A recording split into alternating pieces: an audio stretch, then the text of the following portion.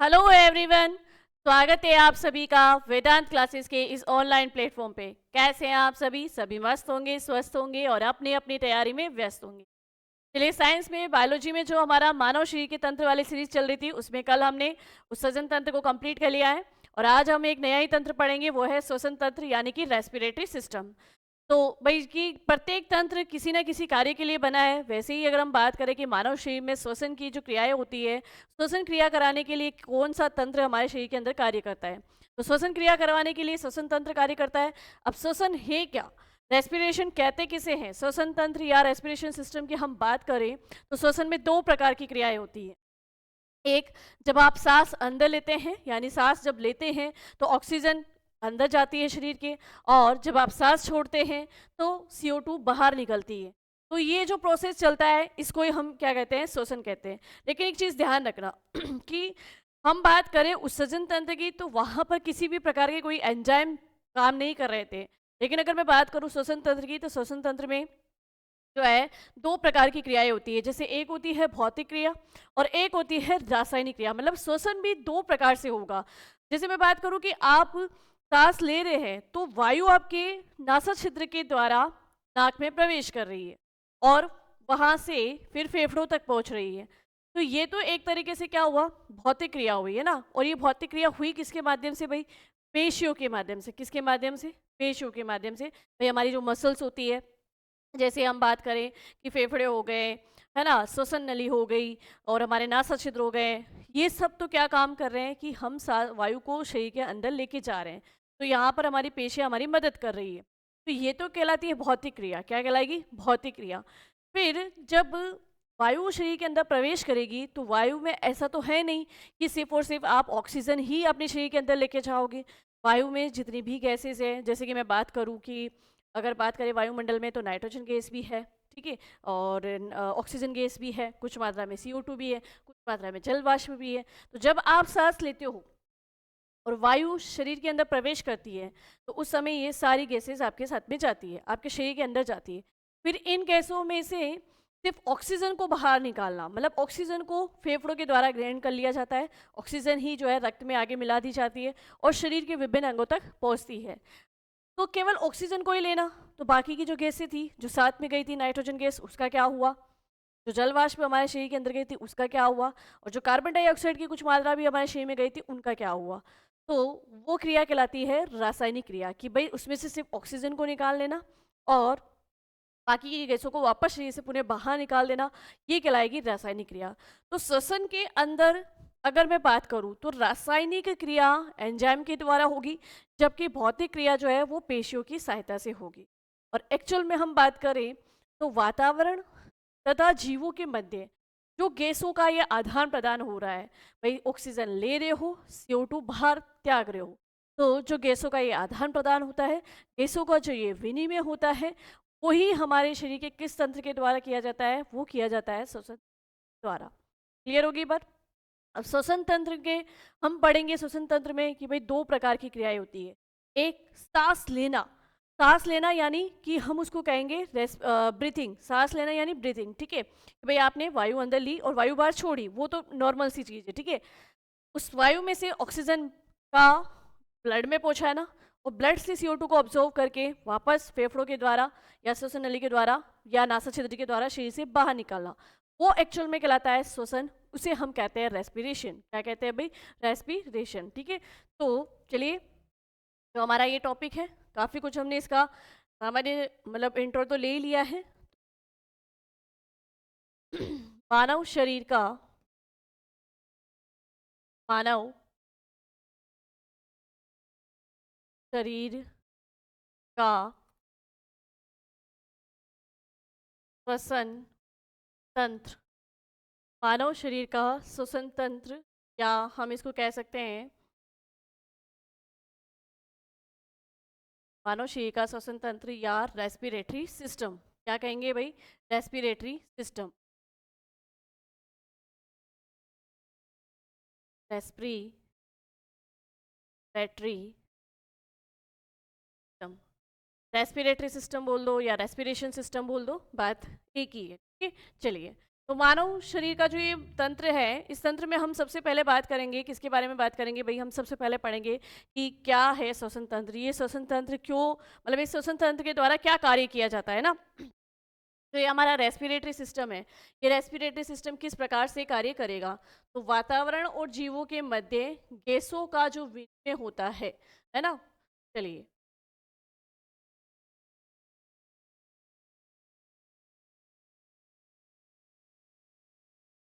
Respiratory system यहाँ पे इस तरीके से हम लिखेंगे कि वातावरण वातावरण एवं वातावरण एवं जीवों के मध्य वातावरण एवं जीवों के मध्य गैसों का वातावरण एवं जीवों के मध्य गैसों का, है ना, या हम डायरेक्ट लिख सकते हैं गैसीय विनिमय, यानी गैसेस एक्सचेंज। ठीक है, गैसों का विनिमय, गैसों का विनिमय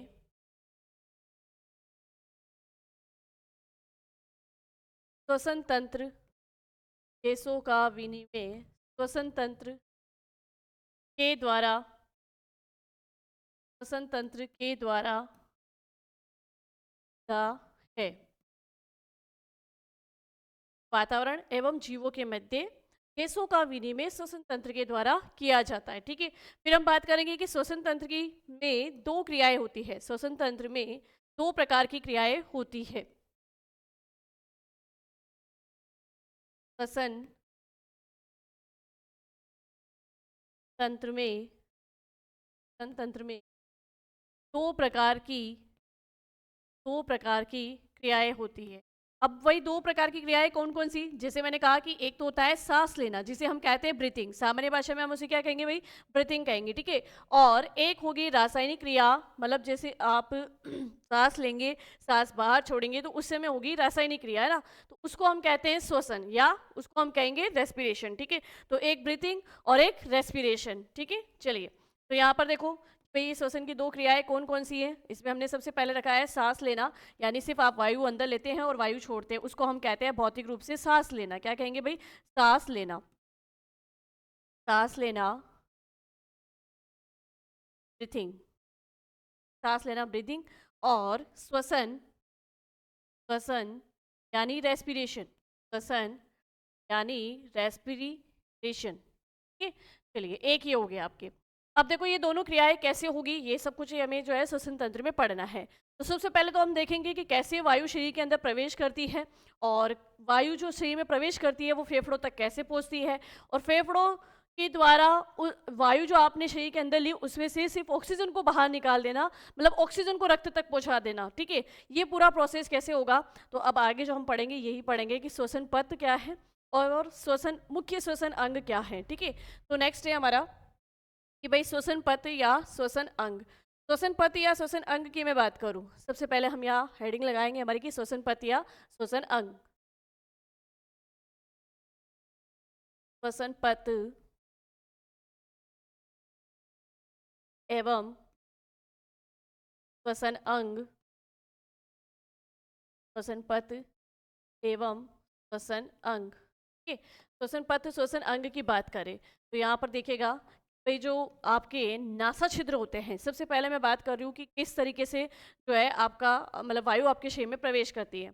तो हम बात करें कि सबसे पहले वायु कहाँ जाती है, नासा छिद्रों के द्वारा अंदर जाती है। नासा छिद्रों से वो कहाँ जाएगी भाई? ग्रसनी में जाएगी। हमने जब पाचन तंत्र पढ़ा, डाइजेस्टिव सिस्टम पढ़ा था, उस समय भी मैंने आपको बताया था कि ग्रसनी यानी फेरिंग्स एक ऐसा मतलब आधार स्थल है जो जहाँ पर वायु भी आती है और भोजन भी आता है। यानी हम कह सकते हैं कि श्वसन और भोजन का एक समान पथ होती है, वो है ग्रसनी, जिसे हम क्या कहते हैं? फेरिंग्स भी कहते हैं। ठीक है, चलिए, तो सबसे पहले कि भाई इसको एक डायग्राम के द्वारा भी सीख सकते हैं हम। डायग्राम के द्वारा अगर देखें तो देखिए सबसे पहले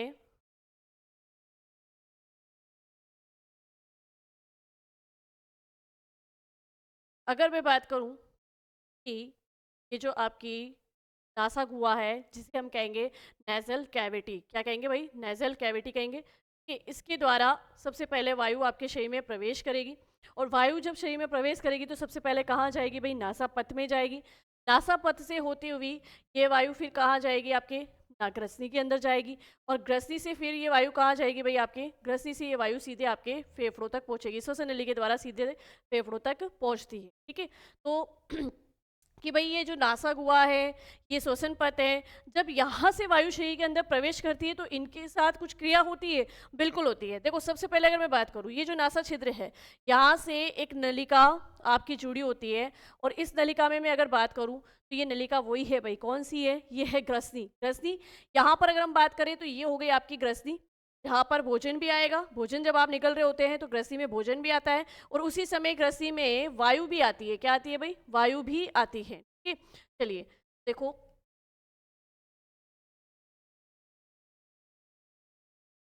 हाँ जी, इसे कहते हैं नासा गुहा। किसे कहेंगे भाई, यह है नासा गुहा। नासा गुहा यानी जैसे ही नाक में आपके वायु गई नासा छिद्र के द्वारा, है ना, तो नासा गुहा या नेजल कैविटी, नासा गुहा या नेजल कैविटी।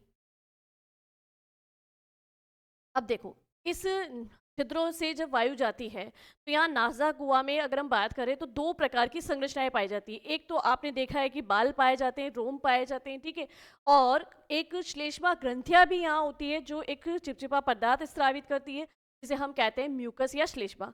अब इन रोम और इस श्लेष्मा का क्या कार्य है कि भाई जैसे ही वायु नाक के इन छिद्रों में प्रवेश करी, मतलब इस नासा गुहा के अंदर आई, तो नाक में जो हमारे बाल होते हैं, रोम होते हैं, उनके द्वारा क्या किया जाता है कि वायु के अंदर अगर कोई भी हानिकारक जीवाणु आया है, या वायु के साथ में अगर धूल के कण शरीर के अंदर प्रवेश कर रहे हैं, तो ये रोम उन धूल के कणों को आगे नहीं जाने देता है, यही नासा छिद्रों में रोक लेता है। ठीक है, और वो यही किस पदार्थ के द्वारा रुकते हैं कि भाई जो ये नासा गुहा होती है, यहाँ पर पाई जाती है श्लेष्मा ग्रंथियां यानी म्यूकस ग्लैंड। ये म्यूकस ग्लैंड जो चिपचिपा पदार्थ रिलीज करते हैं उसको कहते हैं श्लेष्मा या म्यूकस। तो उस चिपचिपे पदार्थ के कारण और रोम के द्वारा जो है वायु जब शरीर में प्रवेश कर रही है, तो इसके साथ अगर कोई हानिकारक जीवाणु आया है, धूल के कण आया है, तो उनको यहाँ नासा छिद्रों यानी नासा गुहा में ही रोक लिया जाता है। क्लियर हो गई ये बात। चलिए, अब उसके बाद अगर हम बात करें तो यहाँ पर कि अब नासा गुहा से, ये नासा गुहा ने तो अपना काम कर दिया भाई, नेजल कैविटी ने अपना काम कर दिया है। अब इसके आगे हम बात करें तो वायु कहाँ प्रवेश करेगी, वायु जाएगी सीधा कहाँ पर, वायु जाएगी आपके इस नासा गुहा से, अब आगे जाएगी नासापथ में। कहाँ जाएगी भाई, नासापथ में जाएगी। ठीक है, तो नासापथ में जब ये वायु जाएगी तो नासापथ से ये वायु फिर कहाँ पहुँचेगी भाई, नासापथ से ये वायु पहुँचेगी आपके कहाँ पर, ग्रसनी में। कहाँ पर, ग्रसनी में। ठीक है, तो ये है आपका नासापथ। नासापथ, नासापथ यानी छिद्रों से आगे जैसे ही हमारी वायु गई तो वो कहाँ से होते हुए गई भाई, नासापथ से गई। नेजल ट्रैक्ट बोलते हैं इसको, क्या बोलते हैं, नेजल ट्रैक। ठीक है, नेजल ट्रैक। चलिए, अब नेजल ट्रैक से वायु कहाँ गई है भाई, आगे ग्रसनी यानी फेरिंग्स में। कहाँ गई है, ग्रसनी यानी फेरिंग्स में। ठीक है, अब ग्रसनी या फेरिंग में जैसे ही ये वायु आई, ठीक है, पूरी की पूरी वायु जो आप नाक के द्वारा, छिद्रों के द्वारा वायु शरीर के अंदर ले रहे हैं, वो पूरी वायु अब कहाँ आ गई, इस ग्रसनी या फेरिंग में आ गई। अब इस ग्रसनी या फेरिंग में, इस ग्रसनी से ही, इस ग्रसनी से देखो दो नलिकाएं आपस में जुड़ी होती है ना। इस ग्रसनी के आगे वाले हिस्से से मैं बात करूं तो आगे वाले हिस्से से जुड़ी होती है फूड पाइप, है ना, आगे वाले हिस्से से फूड पाइप, जिसे हम कहते हैं भोजन नली। क्या कहते हैं भाई, भोजन नली कहते हैं। और इसके पीछे वाले हिस्से से जुड़ी होती है श्वसन नली। क्या कहते हैं उसको, श्वसन नली, या उसको हम कहते हैं ट्रेकिया। ठीक है, तो दो नली होती है। तो जब वायु और भोजन एक साथ ही जब इस ग्रसनी के अंदर आते हैं तो वायु भोजन नली में वायु जो है वो श्वसन नली में भेज दी जाती है, और जो भोजन आता है उस भोजन को भोजन नली में भेज दिया जाता है। तो ग्रसनी जो है क्या करती है, टू वे पथ का काम करती है, यानी कि एक समान पथ है, यहाँ भोजन भी आएगा, यहाँ पे वायु भी आएगी, भोजन को भोजन नली में भेजा जाएगा और वायु को श्वसन नली में भेज दिया जाता है। तो अभी हम किसकी बात कर रहे हैं भाई, श्वसन तंत्र की बात कर रहे हैं। तो अभी इस ग्रसनी में क्या आई है, वायु आई है। ठीक है, अब ये वायु आगे कहाँ जाएगी, ये वायु आगे जाएगी आपके इस श्वसन नली में। कहाँ जाएगी भाई, श्वसन नली में। श्वसन नली या जिसे हम कहते हैं ट्रेकिया, श्वसन नली या जिसे हम कहेंगे ट्रेकिया। ठीक है, तो ये चार अंग हमने अभी तक यहाँ पर देखे भाई। ये जो श्वसन पथ है, एक्चुअल में हमने पहले ये श्वसन पथ देख रहे हैं, और साथ ही साथ में कि भाई कौन से श्वसन तंत्र के लिए मुख्य अंग है, वो सब कुछ अपन यहाँ पे एक साथ देख रहे हैं। अब देखो कि सबसे पहले नासा गुहा से वायु, नासापथ, नासापथ से ग्रसी, ग्रसी से श्वसन नली में चली गई। तो यहाँ पर जब अपन ये 4 अंग देखें तो इसमें नासापथ, ग्रसी और श्वसन नली, इनका तो एक समान काम है, वायु को आगे से आगे भेजते रहना। लेकिन नासा गुहा में क्या क्या काम हुए? तो नासा गुहा में जो 2 संरचनाएं हमने देखी वो यहाँ पर आप थोड़ा सा नोट डाल के लिख लो कि नासा गुहा में, ठीक है, नासा गुहा में, नासा गुहा में रोम तथा म्यूकस, और मैंने बता दिया है म्यूकस क्या होता है भाई, श्लेष्मा होता है, मतलब एक चिपचिपा पदार्थ होता है। रोम तथा म्यूकस के द्वारा, रोम तथा म्यूकस के द्वारा वायु के साथ आए हुए, वायु के साथ आए हुए कुल के कणों तथा कुल के कणों तथा हानिकारक जीवाणु, कुल के कणों तथा हानिकारक जीवाणुओं के कणों तथा हानिकारक जीवाणुओं को नासा गुहा में ही रोक लिया जाता है। नासा गुहा में ही रोक लिया जाता है,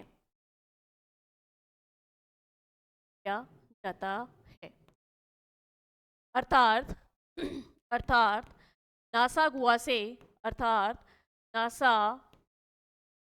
गुहा से, अर्थात नासा गुहा से शुद्ध वायु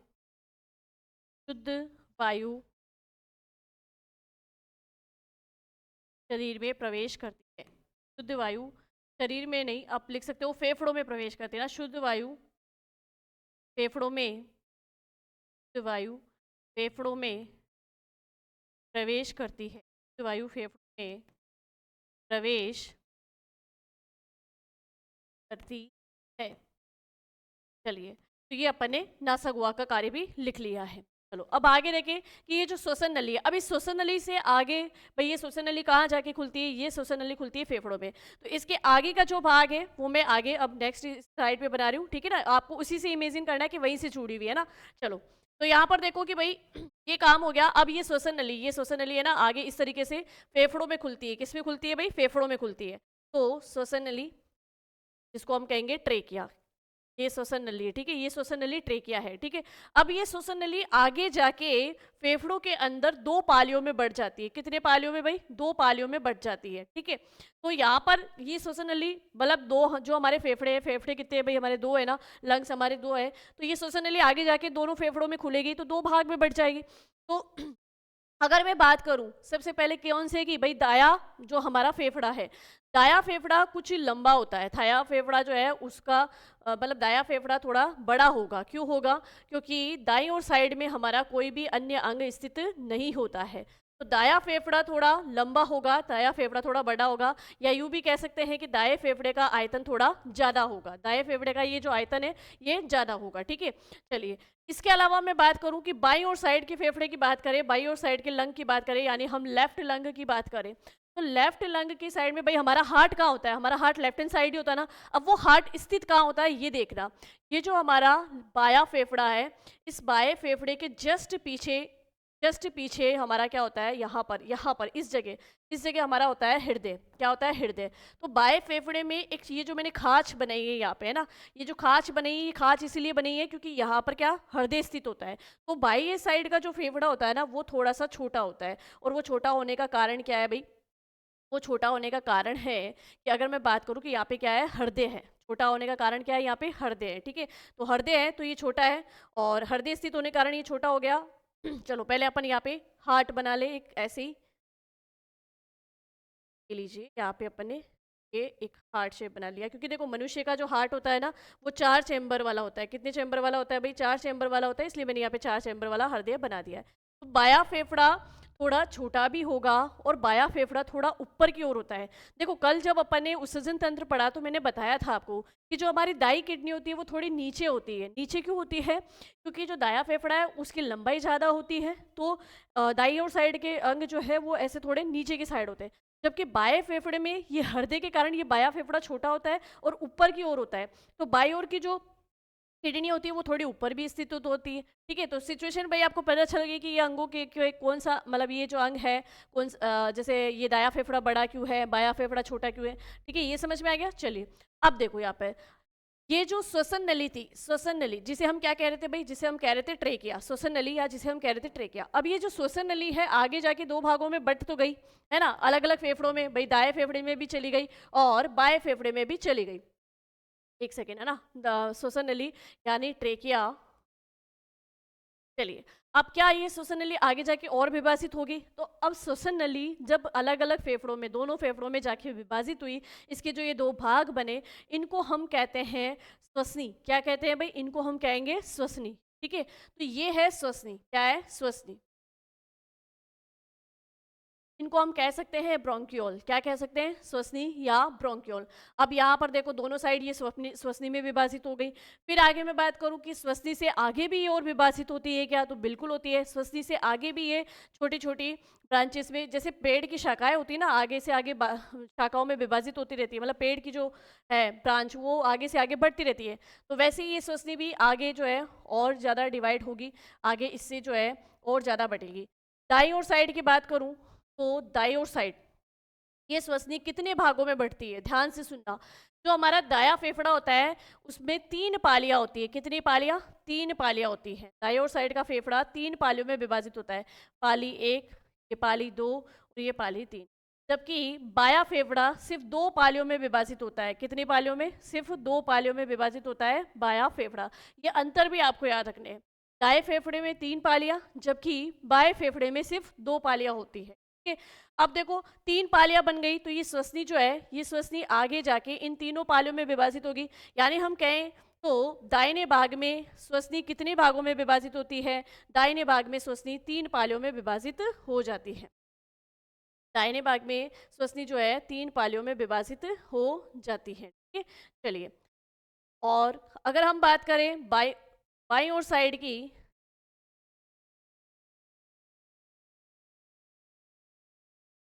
तरफ 3 पालियों में, जबकि आगे जाके इधर ये तीसरी पाली में भी चली जाती है।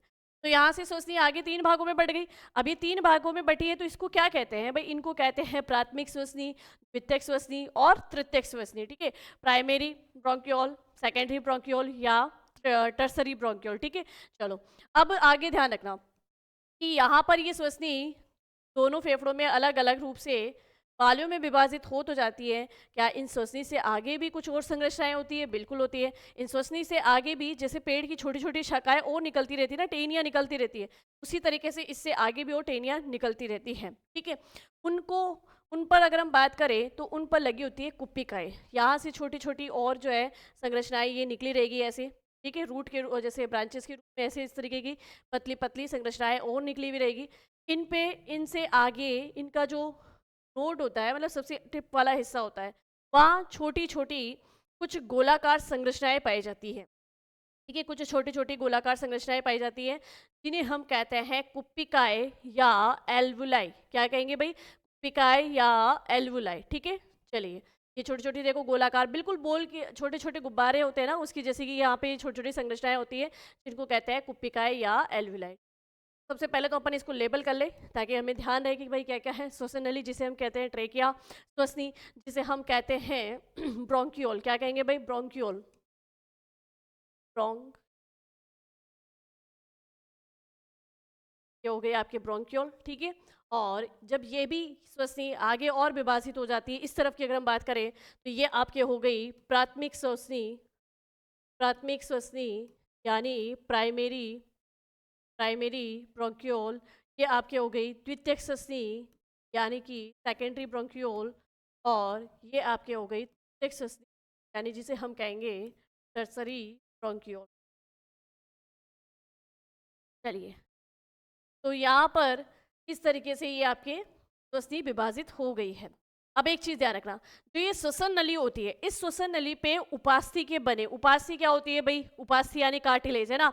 आप एक बार अपने नाक पे ऐसे यहाँ फ्रंट वाले भाग पे हाथ रखे और इसको हल्के से धीरे से घुमाओ, ठीक है। तो यहाँ से आपकी नोज जो है दोनों साइड घूम सकती है, दाईं ओर साइड भी घुमा सकते हो, बाईं ओर साइड भी। ये कैसे पॉसिबल हो रहा है? ये इसलिए पॉसिबल हो रहा है क्योंकि यहाँ पर छोटी छोटी हड्डियों से मिलकर उपास्थि बनी होती है। हड्डियाँ कठोर होती है, बोन कठोर होती है, लेकिन उपास्थि जो है ना उनमें लचीलापन पाया जाता है ना। तो यहाँ से आप नोज को देखो ऐसे से करोगे तो घुमा सकते हो, बिल्कुल घुमा सकते हो, ठीक है। तो ये है उपास्थि। क्या है? उपास्थि। हमारे कान पे देख लो, कान में भी उपास्थि है, कान को भी आप ऐसे मोड़ना चाहो तो कान को मोड़ सकते हो ना। तो उपास्थि हड्डियों, छोटी छोटी हड्डियों से ही निर्मित होती है, या यूँ कहते हो हड्डियों का छोटा रूप, ठीक है। पर हड्डियाँ तो बहुत कठोर होती है, लेकिन उपास्थि क्या होती है? लचीली होती है। तो यहाँ पर इस श्वसनी पर, श्वसन नली में, इस श्वसन नली पर पास्थि से बने यानी कार्टिलेज से बने छल्ले होते हैं, सी आकार के। कौन से आकार के भाई? सी आकार के छल्ले पाए जाते हैं। तो आपसे पूछा जा सकता है कि श्वसनी में किसके बने, श्वसनी में, या ऐसे पूछ सकते हैं कि सी आकार के छल्ले श्वसन तंत्र में कहाँ पाए जाते हैं। तो आपको याद रखना है कि ये सी आकार के छल्ले कहाँ पाए जाते हैं भाई? श्वसनी में पाए जाते हैं। कहाँ पाए जाते हैं? श्वसनी में पाए जाते हैं। और ये सी आकार के छल्ले जो है किसके बने होते हैं? ये उपास्थि के बने होते हैं। तो इसको नोट कर लेते हैं अपन कि ये क्या है भाई? ये है सी आकार के, सी आकार के, आकार के उपास्थि के बने, आकार के उपास्थि यानी कार्टिलेज, कार्टिलेज के बने छल्ले, ठीक है।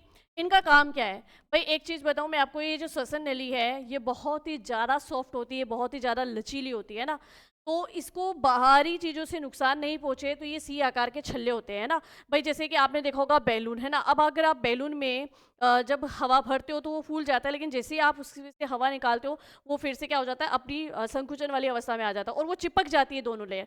वैसे ये जो हमारी श्वसन नली है ना, इससे वायु बाहर निकलती है तो ये भी चिपक ना जाए कहीं पे, है ना। तो इसके लिए इसके अंदर चारों ओर क्या होते हैं? सी आकार के छल्ले, जो एक तो इस श्वसन नली की बाहरी रूप से सुरक्षा करती है, दूसरा इस श्वसन नली को ऐसे मतलब अंदर से खुला रखती है ताकि वायु अच्छे से प्रवेश करे और वायु अच्छे से बाहर निकल सके। आपने सुना होगा अस्थमा। अस्थमा क्या होता है कि एलर्जी के कारण अस्थमा होता है, और अस्थमा में होता ही है कि जब वायु शरीर से बाहर निकलती है, CO2 शरीर से बाहर जाती है, तो उस समय ये श्वसन नली सिकुड़ जाती है, तो है ना रोगी व्यक्ति का दम घुटता है भाई। प्रॉपर रूप से जो है वायु प्रेशर के साथ बाहर नहीं निकल रही है, वायु शरीर के अंदर प्रवेश भी नहीं कर पा रही, तो अस्थमा में ऐसे दम घुटता है ना। तो वो अस्थमा किससे रिलेटेड है भाई? इस श्वसन नली से ही रिलेटेड है, ठीक है। चलो, तो ये बात समझ में आ गई आपको। श्वसन नली, फिर आगे श्वसनी में विभाजित, श्वसनियाँ आगे किस में विभाजित? श्वसनिकाओं में। श्वसनी जो है वो आगे श्वसनिकाओं में विभाजित होगी, यानी ब्रोंक्यूल्स में विभाजित होगी भाई। ये जो श्वसन नली थी, इस श्वसन नली जब इन दो भागों में डिवाइड हुई तो ये श्वसनी कहलाई। फिर श्वसनी से भी जो ये ब्रांचेस निकली ये कहलाती है श्वसनिकाएं। क्या कहलाती है? श्वसनिकाएं। श्वसनिकाएं होती है 3 प्रकार की, प्राथमिक श्वसनी, द्वितीयक श्वसनी और तृतीयक श्वसनी, ठीक है। चलो, इन श्वसनिकाओं से आगे छोटी छोटी गोलाकार संरचनाएं होती हैं जिन्हें हम कहते हैं कुपिकाएं। फेफड़ों की, अगर जैसे कल अपन ने उत्सर्जन तंत्र की बात की कि उत्सर्जन तंत्र की संरचनात्मक व क्रियात्मक इकाई कौन सी है, स्ट्रक्चरल और फंक्शनल यूनिट कौन सी है, तो उत्सर्जन तंत्र में हमने देखा कि वृक्क जो होते हैं, नेफ्रॉन्स जो होते हैं, वही जो है उत्सर्जन तंत्र की संरचनात्मक व क्रियात्मक इकाई होती है। यानी वृक्क के अंदर भी ऐसी संरचना जो एक्चुअल में रुधिर को छानने का काम करती है, वो कौन थी भाई? नेफ्रॉन थी। कल हमने नेफ्रॉन की पूरी अच्छे से संरचना देखी, उसकी पूरी फंक्शनलिटी देखी। तो सेम वैसे ही अगर आपसे पूछे कि श्वसन तंत्र की सबसे छोटी इकाई कौन सी है, या आपसे क्वेश्चन पूछे कि श्वसन तंत्र की संरचनात्मक व क्रियात्मक इकाई कौन सी है, तो श्वसन तंत्र की संरचनात्मक व क्रियात्मक इकाई होती है कुपिकाएं, जिन्हें कहते हैं एल्वियोलाई। क्या कहते हैं? कुपिकाएं या एल्वियोलाई, ठीक है। तो इसको हम छोटी इकाई भी कह सकते हैं। तो ये भाई ये क्या है? कुपिकाएं, कुपिकाएं या एल्वियोलाई, एल्वियोलाई, ठीक है। कुपिकाई या एल्वियोलाई, ठीक है। चलिए, इसके लिए एक नोट आप यहाँ डाल लो, अच्छे से यही डाल लो, ठीक है ना, कि भाई श्वसन तंत्र की इकाई यानी कि यूनिट ऑफ रेस्पिरेटरी सिस्टम पूछी जाए तो यहाँ पर हम लिख सकते हैं श्वसन तंत्र की, श्वसन तंत्र की इकाई,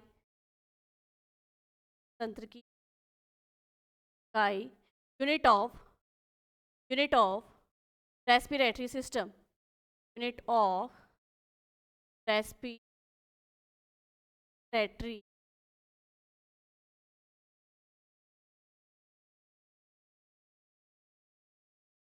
कौन होती है भाई? एल्विलाई होती है। कौन होती है? एल्विलाई होती है। ठीक है, चलिए, तो ये हो गया हमारा काम। ये अब देखो कि वो जो डायग्राम, इससे पहले वाला डायग्राम आप देखो, यहाँ से वायु नासा गुहा से होती हुई कहाँ आई? नासापथ में आई। ठीक है, नासा गुहा से वायु नासापथ में आई, नासापथ से ग्रसनी में आई, ग्रसनी से कहाँ गई भाई? श्वसन नली में गई। अब ये जो श्वसन नली है, यही है ना भाई श्वसन नली। इस श्वसन नली से वायु कहाँ जाएगी? वायु जाएगी इन श्वसनिकाओं में। कहाँ जाएगी? इस श्वसनी में जाएगी। श्वसनी से कहाँ जाएगी? श्वसनिकाओं में जाएगी। इन श्वसनिकाओं में प्रवेश कर गई है, अलग अलग फेफड़ों की श्वसनिकाओं में प्रवेश कर गई। और उसके बाद में श्वसनिकाओं से वायु कहाँ जाएगी? इन एल्विलाई में। कहाँ जाएगी? इन एल्विलाई में। अब क्या होता है कि इस एल्विलाई में जो वायु आई है, उस वायु में क्या प्रेजेंट है भाई? ऑक्सीजन प्रेजेंट है। ऑक्सीजन भी प्रेजेंट है, नाइट्रोजन भी प्रेजेंट है, कुछ मात्रा में कार्बन डाइऑक्साइड और जलवाष्प भी है।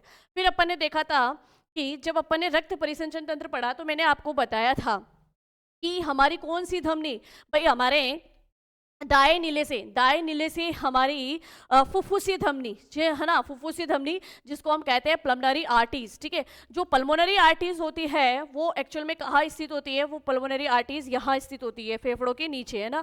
फेफड़ों के बाहर की साइड में कौन सी आर्टरीज स्थित होती है? Pulmonary artery. ठीक है, अब ये पल्मोनरी आर्टरी क्या लेके आ रही थी? जल्दी से याद करो, पल्मोनरी आर्टरी में क्या चल रहा था? पल्मोनरी आर्टरी में चल रहा था अशुद्ध रक्त। कौन सा रक्त भाई? अशुद्ध रक्त। यानी अशुद्ध रक्त की मैं बात करूं तो इस पल्मोनरी आर्टरी में अशुद्ध रक्त में क्या होगी? CO2 होगी। क्या होगी भाई? CO2 होगी।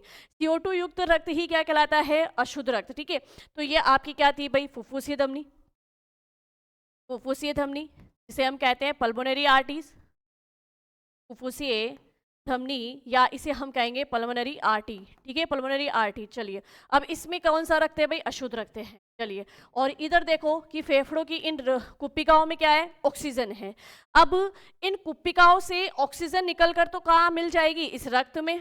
और इस रक्त से CO2 निकलकर कहाँ चली जाएगी? इस कुप्पिकाओं में। पहले एक चीज समझना, पहले हम बताऊं कि भाई ये जो गैसें हैं, ये गैसें एक्सचेंज कैसे होगी? गैसों का गुण क्या है भाई? गैसों की अगर मैं बात करूं तो गैसों का गुण होता है कि वो अपनी उच्च सांद्रता से निम्न सांद्रता की ओर गति करती है।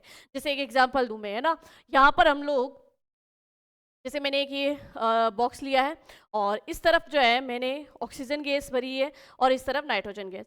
अब आप ध्यान रखना कि ये नाइट्रोजन गैस जो है लगातार, ये नाइट्रोजन गैस जो है लगातार इस तरफ से गति करती हुई इस बॉक्स में आती जाएगी, और ये ऑक्सीजन गैस जो है इस तरफ से गति करती हुई इस बॉक्स में चलती जाएगी। ठीक है, और कब तक जाएगी? कब तक इन दोनों का जो है इस तरीके का परिवहन होता रहेगा? इस तरीके का परिवहन कब तक होता रहेगा?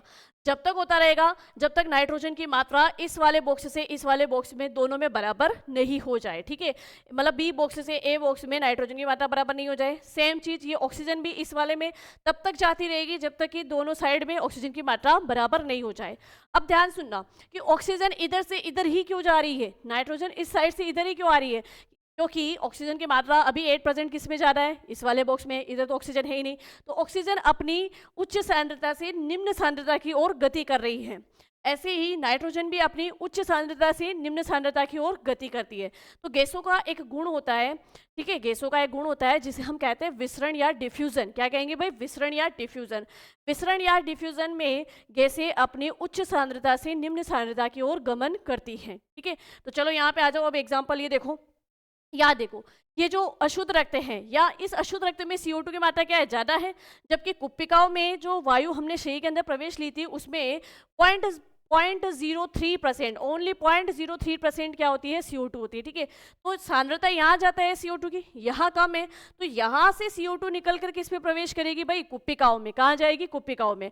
और देखो यहाँ ये अशुद्ध रक्त था ना, तो इसमें ऑक्सीजन नहीं थी, और जबकि कुप्पिकाओं में क्या भरी पड़ी है भाई? ऑक्सीजन भरी पड़ी है, वायु के साथ जो ऑक्सीजन नहीं है, तो ऑक्सीजन क्या करेगी? ऑक्सीजन इन कुप्पिकाओं से निकलकर इस रक्त में मिल जाएगी। तो ये होता है विसरण का नियम, है ना। विसरण के नियम में कोई भी गैस अपनी उच्च सांद्रता से, मतलब हाई कंसंट्रेशन से, अपनी निम्न सांद्रता यानी लो कंसंट्रेशन की ओर ट्रांसफर होती है।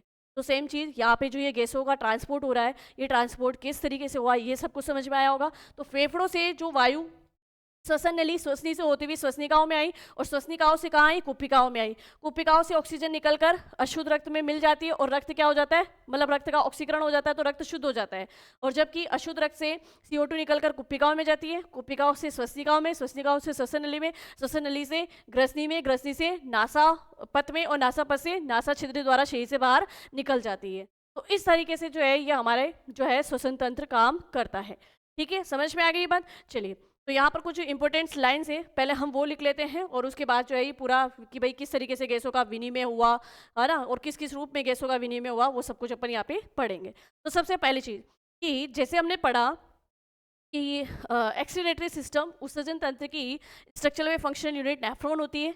प्रत्येक किडनी में 10-10 लाख नेफ्रॉन होती है ना, तो वैसे ही प्रत्येक फेफड़े में 30 करोड़ कुप्पिकाएं होती है। कितनी? 30 करोड़। 30 करोड़ इस वाले फेफड़े में, 30 करोड़ इस वाले फेफड़े में, मतलब इतनी ज़्यादा कुप्पिकाएं होती है, इतनी छोटी छोटी संरचनाएं हैं। अब आप सोचो कि आपके शरीर का मैकेनिज्म कितना मतलब बढ़िया वाला मैकेनिज्म है, इतनी छोटी छोटी संरचनाएं हैं और वो अपना काम बिल्कुल परफेक्टली कर रही है, मतलब वही बात है। ठीक है, चलो तो लिखे यहाँ पे कि भाई कुप्पिकाओं की संख्या कितनी होगी, तो यहाँ पर जहाँ पर आपने कुप्पिकाओं को लिखा है वहीं लिख सकते हो 30 करोड़ करोड़ कुप्पिकाएं। ठीक है, 30 करोड़ कुप्पिकाएं होती है।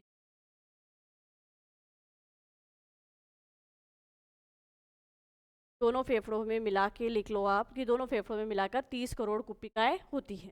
क्लियर है यहाँ पे? चलो अब आगे लिखेंगे हम यहाँ पे कि मनुष्य में श्वसन अंग फेफड़े होते हैं। मनुष्य में श्वसन अंग, भाई जो जो यहाँ पे नोट मतलब इंपॉर्टेंट लाइन्स है वो हम यहाँ थोड़ा लिख लेते हैं कि मनुष्य में श्वसन अंग मनुष्य में श्वसन अंग अलग अलग जीवों में, कुछ जीवों में जो है श्वसन अंग अलग होता है। जैसे मछलियों में बात करें तो मछलियाँ गिल्स के द्वारा श्वसन करती है ना, तो मनुष्य में श्वसन अंग फेफड़े फेफड़ों यानी लंग्स के द्वारा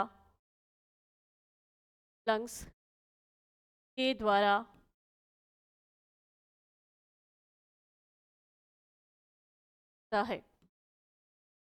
चलिए पहली लाइन।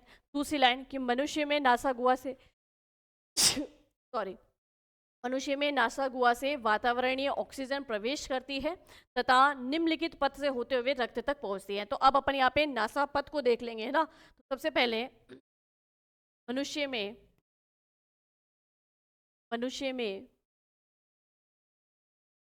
वातावरणीय ऑक्सीजन मनुष्य में वातावरणीय ऑक्सीजन नासा गुहा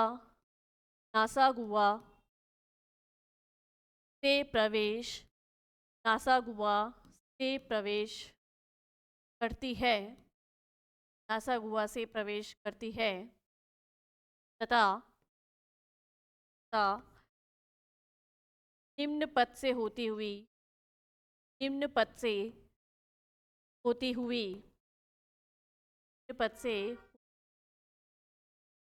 रक्त तक या रक्त में पहुंचती है। तो कैसे ऑक्सीजन पहुंचती है वैसे ही हम देखेंगे कि CO2 से कैसे बाहर निकलती है, वो सब कुछ अपन देखेंगे। अच्छा एक चीज़ और कि भाई यहाँ तो आपने पढ़ा कि ये फुफ्फुसी धमनी जो है CO2 को लेके आई है ना। अब जब ये ऑक्सीजन इस रक्त में मिल जाएगी तो रक्त कैसा हो जाएगा भाई? शुद्ध हो जाएगा।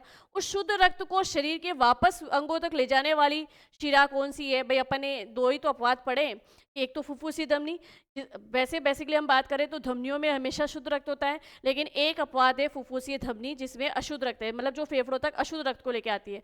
अब देखो इसी तरफ अगर मैं बात करूं तो यहाँ होती है शिरा यानी वेन। ठीक है, इस शिरा या वेन में अब इन फेफड़ों के माध्यम से मतलब जो ये ऑक्सीजन जब इस रक्त में मिल गई तो ये शुद्ध रक्त वापस शरीर के विभिन्न अंगों तक मतलब ये जो शुद्ध रक्त है बाएं नीले तक कैसे पहुंचेगा, है ना। तो इस शुद्ध रक्त को भाई शुद्ध रक्त कैसा होता है? लाल होता है क्योंकि उसमें ऑक्सीजन होती है ना। तो ये देखो मैंने यहाँ पे शिरा में ये लाल रक्त बना दिया है जो इसमें ऑक्सीजन है, ऑक्सीजन युक्त रक्त है ना। ये शिरा कौन सी शिरा है भाई? ये शिरा है आपकी फुफ्फुसीय शिरा। कौन सी शिरा? फुफ्फुसीय शिरा या इसे हम कहेंगे पल्मोनरी वेन। क्या कहेंगे? Pulmonary vein. ठीक है, तो देखो फेफड़ों तक अशुद्ध रक्त को लाने का काम पल्मोनरी आर्टरी का था, फुफ्फुसीय धमनी का था, जबकि फेफड़ों से शुद्ध रक्त को वापस हृदय तक लेके जाने का काम किसका है? फुफ्फुसीय शिरा यानी पल्मोनरी वेन। तो यहाँ से ये ऑक्सीजन युक्त रक्त को कहाँ लेके जाएगी? ये हृदय के बाईं भाग में यानी बाएं आलिंद में ले जाकर डाल देगी। ये अपन ने परिसंचरण तंत्र में अच्छे से देख ही लिया था। चलो तो अब देख लेते हैं कि कैसे ऑक्सीजन शरीर के अंदर प्रवेश करी। तो हम यहाँ पे एक पथ बनाएंगे भाई, पूरा आपको ये स्ट्रक्चर समझ में आ जाना चाहिए। तो कैसे ऑक्सीजन आई, किस किस द्वारा, किस किस तरीके से आई और कैसे CO2 जो है शरीर से बाहर निकले। तो सबसे पहले हम बात करते हैं, सबसे पहले हम लिखते हैं यहाँ पे नासा गुहा। ये श्वसन पथ का बता रही हूँ मैं कि श्वसन पथ क्या है। तो श्वसन पथ। ठीक है, चलिए इसमें सबसे पहले हम बात करेंगे नासागुआ, नेजल कैविटी, नासागुआ, नेसल कैविटी, नासागुआ यानी नेसल कैविटी। अब यहाँ से नासागुआ से ऑक्सीजन कहाँ गई भाई? नासागुआ से मतलब ये है नासापथ में गई आगे। ठीक है, नासापथ, नेसल पाथ, नेसल पाथ। अब नासापथ से ऑक्सीजन कहाँ गई? ग्रसनी में गई। ग्रसनी यानी जिसे हम कहते हैं फेरिंग्स,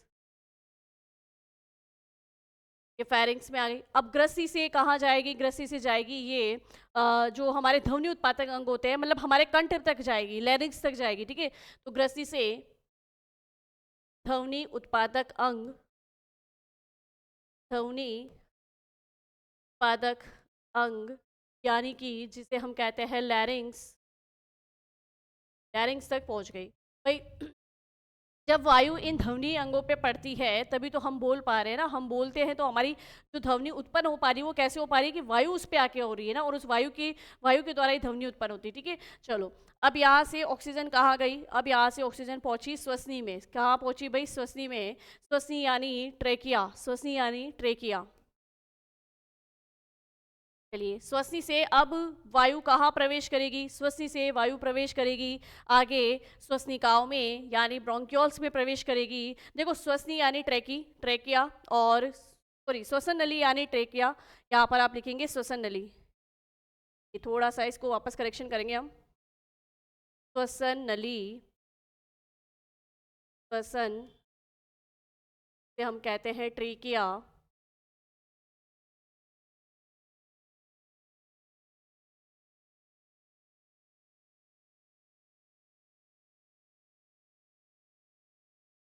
नली जिसे हम कहते हैं ट्रेकिया। ठीक है, अब श्वसन नली से ऑक्सीजन कहाँ गई? श्वसनी में। कहाँ गई भाई? श्वसनी में। ठीक है, श्वसनी यानी जिसे हम कहते हैं ब्रोंकील, ब्रोंक्यूल,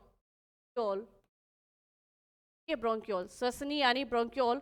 अब इस श्वसनी से आगे ऑक्सीजन कहाँ जाएगी? श्वसनिकाओं में जाएगी। श्वसनिकाएं यानी ब्रोंक्यूल्स में जाएगी। तो श्वसनिकाएं कितने प्रकार की भाई? 3 प्रकार की। कौन कौन सी भाई? देखो पहले प्राथमिक श्वसनी यानी प्राइमरी ब्रोंक्यूल। ठीक है, प्राइमरी ब्रोंक्यूल। और फिर जाएगी कहाँ पे? फिर जाएगी ये द्वितीयक श्वसनी यानी सेकेंडरी ब्रोंक्यूल, द्वितीयक श्वसनी, सेकेंडरी ब्रोंक्यूल। और इसके आगे तृतीयक श्वसनी यानी टर्सरी ब्रोंक्यूल। चलिए अब तृतीयक श्वसनी से कहाँ पहुंचेगी? कुप्पिकाओं में। ठीक है, कुप्पिकाओं में, कुप्पिकाएं यानी मतलब हम बात करें कि भाई ये जो सॉरी श्वसनी थी, ब्रोंकियो थी, ये भी कितने प्रकार की? 3, प्राथमिक श्वसनी, द्वितीयक श्वसनी और तृतीयक श्वसनी। इन तृतीयक श्वसनी से आगे छोटी छोटी और धागेनुमा जैसी संरचनाएं और निकली रहती है जिन्हें हम कहते हैं श्वसनिकाएं या जिन्हें हम कहेंगे ब्रोंक्यूल्स। ठीक है, तो यहाँ से अब तृतीयक श्वसनी से कहाँ जाएगी? श्वसनिकाओं में। कहाँ जाएगी भाई? श्वसनिकाओं में। निकाय यानी ब्रोंक्यूल्स। चलिए अब श्वसनिकाओं से वायु कहाँ गई? कुप्पिकाओं में। कहाँ गई? कुप्पिकाएं, कुप्पिकाएं जिन्हें कहते हैं एल्व्यूलाई, एल्व्यूलाई। और कुप्पिकाओं से अब कहाँ जाएगी? कुप्पिकाओं से सीधा रक्त में। कुप्पिकाओं से फिर ऑक्सीजन रक्त में। ठीक है, चलिए तो जिस तरीके से ऑक्सीजन आई भाई, कैसे आई? नासा छिद्रों में आई है ना। उसी प्रकार से देखो नासागुआ से ऑक्सीजन कहाँ? नासापथ में। नासापथ से होती हुई ऑक्सीजन कहाँ? ग्रसनी में। ग्रसनी से ऑक्सीजन कहाँ पहुंची? ध्वनि उत्पादक अंग पे पहुंची। ध्वनि उत्पादक अंग से ऑक्सीजन कहाँ आई? श्वसन नली में आई। श्वसन नली से ये ऑक्सीजन कहाँ गई? श्वसनी में गई। श्वसनी से ये ऑक्सीजन आगे कहाँ गई? प्राथमिक श्वसनी में गई। प्राथमिक श्वसनी से कहाँ गई? द्वितीयक श्वसनी में गई। द्वितीयक श्वसनी से कहाँ गई? तृतीयक श्वसनी में गई। तृतीयक श्वसनी से कहाँ गई? ये गई आपके कुप्पिकाएं यानी एल्व्यूलाई में। और फिर कहाँ गई? सीधे रक्त में मिला दी गई। ठीक है, जिस तरीके से ये ऑक्सीजन का पथ है, ऑक्सीजन का परिवहन हुआ, उसी प्रकार से रक्त से CO2 का उल्टा जो है वो चलेगा, उल्टा परिवहन चलेगा। देखो यहाँ पे डायग्राम में देखो एक बार कि ऑक्सीजन श्वसन नली, श्वसनी से श्वसनी में, श्वसनी से श्वसनिकाओं में, श्वसनिकाओं से कुप्पिकाओं में, कुप्पिकाओं से रक्त में। तो ऑक्सीजन के आने का क्रम तो ये है, और रक्त से CO2 के जाने का क्रम क्या है? बाहर की ओर। रक्त से कहाँ जाएगी? कुप्पिका, मतलब जस्ट रिवर्स, ऑक्सीजन का बिल्कुल अपोजिट है ना। ऑक्सीजन के पथ का जो था क्रम उससे बिल्कुल अपोजिट होता है CO2 के शरीर का बाहर निकलने वाला क्रम, ठीक है। तो CO2 यहाँ से कहाँ गई, कुप्पिकाओं में, कुप्पिकाओं से कहाँ पहुँची, श्वसनिकाओं में, श्वसनिकाओं से श्वसनी में, श्वसनी से श्वसन नली में, श्वसन नली से ग्रसनी में, ग्रसनी से नासापथ में, और फिर नासा गुहा से होती हुई शरीर से बाहर निकल जाती है। तो इसके उल्टी हमारी किसका परिवहन होता है भाई, CO2 का परिवहन होता है। तो यहाँ पर हम CO2 का परिवहन भी लिख लेते हैं। चलिए ये देखो, यहाँ से ये CO2 का क्रम, CO2 को बाहर, इस तरीके से CO2 को बाहर निकलते हुए बाहर की साइड भेजते हुए दिखाएंगे हम यहाँ पे। ये CO2 जो है रिवर्स जा रही है,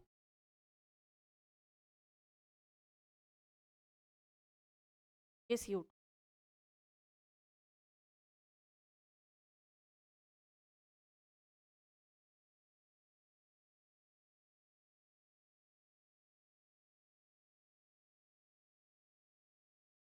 ऐसे ऑक्सीजन शरीर में प्रवेश कर जाती है और CO2 बाहर निकल जाती है। अब ध्यान से रखना, ऑक्सीजन का शरीर में मतलब वायु का शरीर में आना, वायु का शरीर मतलब वायु को शरीर में ग्रहण करना और शरीर से बाहर त्यागना, ये तो कहलाता है सांस लेना या ब्रीथिंग।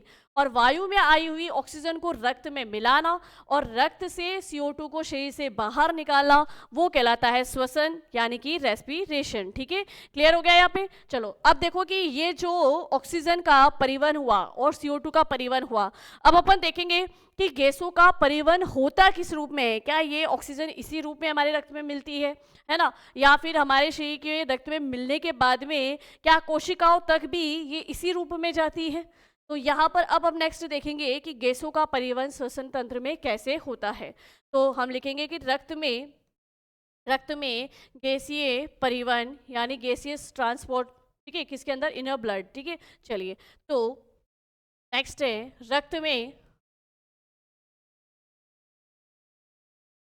रक्त में गैसीय परिवहन, रक्त में गैसीय परिवहन, गैसेस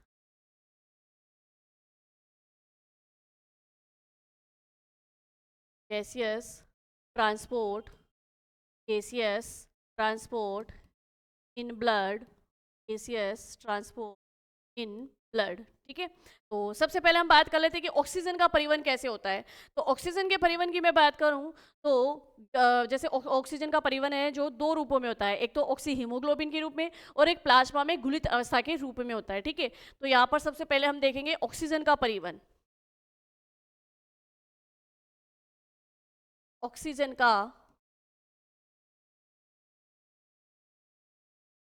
परिवहन,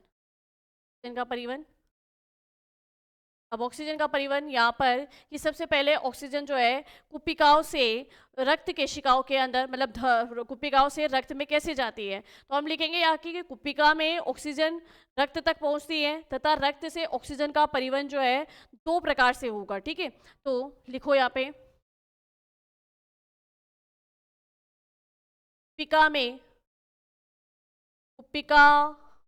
कुप्पिका यानी एल्विलाई। ठीक है, कुप्पिका में ऑक्सीजन की सांद्रता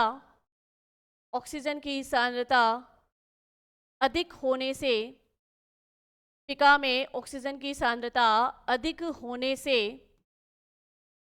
ऑक्सीजन कुप्पिकाओं से निकलकर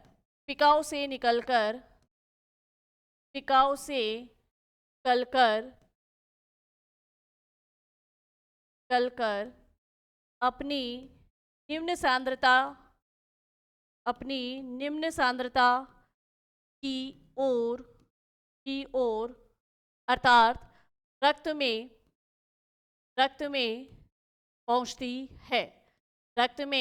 पहुंचती है। ठीक है, ये कॉन्सेप्ट देखो मैंने डायग्राम के माध्यम से पहले ही क्लियर कर दिया था कि भाई कुप्पिकाओं में तो ऑक्सीजन की सांद्रता अधिक होती है जबकि रक्त के अंदर उसकी कम होती है। जो अशुद्ध रक्त लेके आई थी फुफ्फुसी धमनी, उसमें तो CO2 थी, ऑक्सीजन थी नहीं, तो वहाँ ऑक्सीजन की सांद्रता कम थी। तो ऑक्सीजन कुप्पिकाओं से निकलकर कहाँ मिल गई भाई, रक्त में पहुँचती है। ठीक है, तो रक्त में पहुँचती है। रक्त से ऑक्सीजन रक्त से ऑक्सीजन अब कितने रूपों में, रक्त से अगर हम बात करें तो रक्त से ऑक्सीजन का परिवहन 2 रूपों में होता है। मतलब ये रक्त में जो ऑक्सीजन है वो हमारे शरीर के प्रत्येक अंग तक कैसे पहुंचेगी और प्रत्येक अंग में कोशिकाओं तक कैसे पहुंचेगी, है ना, और कोशिकाएं कैसे इनको जो है रक्त से अपने अंदर लेगी, वो सब कुछ प्रोसेस अपन यहाँ पे देखेंगे। तो रक्त से ऑक्सीजन का परिवहन, मतलब रक्त से ऑक्सीजन का परिवहन कहाँ तक भाई, रक्त की मतलब जो हमारी शरीर की कोशिकाएं हैं वहां तक। तो रक्त से ऑक्सीजन का परिवहन दो प्रकार से होता है, 2 प्रकार से होता है। अगर पहले प्रकार की बात करूं तो एक तो यहाँ पर किस रूप में भाई, एक तो ये ऑक्सी हीमोग्लोबिन के रूप में जाएगी। ऑक्सी हीमोग्लोबिन यानी कि रक्त के आरबीसी और आरबीसी में जो हीमोग्लोबिन पाया जाता है उस हीमोग्लोबिन अणु से जुड़कर, उस हीमोग्लोबिन अणु से भाई अगर मैं बात करूं तो हीमोग्लोबिन का एक अणु ऑक्सीजन के 4 अणुओं को जोड़ सकता है ना, और ये हम परिसंचरण तंत्र में पढ़ चुके हैं। तो रक्त में जो हीमोग्लोबिन उपस्थित है, कुछ ऑक्सीजन तो उससे जुड़कर शरीर की विभिन्न कोशिकाओं तक पहुंचेगी, और एक ऑक्सीजन जो अगर मैं बात करूं तो रक्त के प्लाज्मा की गुलित अवस्था में जो है शरीर की विभिन्न कोशिकाओं तक पहुंचेगी। ठीक है, तो बेसिकली अगर मैं बात करूं तो सबसे ज्यादा 97% जो है ऑक्सी हीमोग्लोबिन के रूप में ही जो है ऑक्सीजन जो है शरीर की विभिन्न कोशिकाओं तक पहुंचती है। तो पहला टाइप क्या है भाई इसका, कि ऑक्सी हीमोग्लोबिन के रूप में, ऑक्सी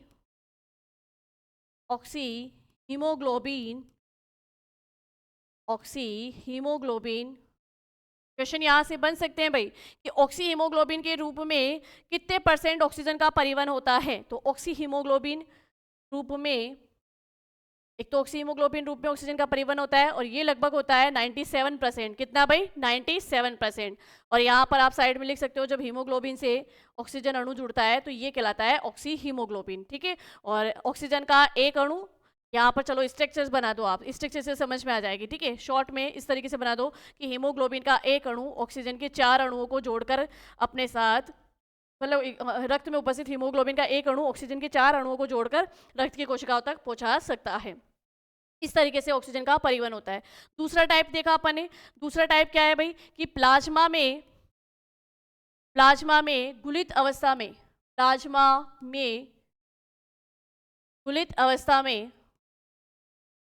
प्लाज्मा में गुलित अवस्था के रूप में सिर्फ 3% ऑक्सीजन का परिवहन होता है कोशिकाओं तक। ठीक है, कितना % भाई, 3%। तो ये ऑक्सीजन का तो परिवहन समझ में आ गया। अब एक चीज़ और यहाँ पर थोड़ा सा समझ लो कि भाई जैसे ऑक्सीजन जो है शरीर में कैसे पहुँचेगी, है ना, क्या अगर एक देखें अपन, जैसे मैंने कहा कि फेफड़े हैं, इन फेफड़ों से, यहाँ कुप्पिकाओं से, ये फेफड़े पर डायग्राम से भी वापस थोड़ा सा समझ लेते हैं अपन। ठीक है, चलिए ये फेफड़े, अब इनकी ये जो कुप्पिकाएं हैं, इन कुप्पिकाओं में क्या है भाई, शुद्ध ऑक्सीजन है ना।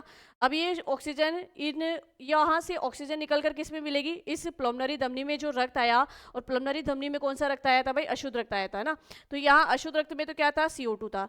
तो ऑक्सीजन यहाँ से निकलकर इस रक्त में मिल जाएगी। देन ये रक्त क्या हो जाएगा, देखो मैं प्लमनरी धमनी नहीं लिखूंगी, तो जहां मैं PA लिखूं शॉर्ट में समझ जाना, प्लमनरी आर्टरीज लिखा गया है, यानी फुफ्फुसीय धमनी लिखा गया है। ठीक है, अब यहाँ से ये ऑक्सीजन तो इसमें मिल जाएगी, CO2 इसके अंदर चला जाएगा। तो यहाँ जब ऑक्सीजन मिल जाएगी तो इस रक्त को शरीर की विभिन्न कोशिका तक पहुँचाना है।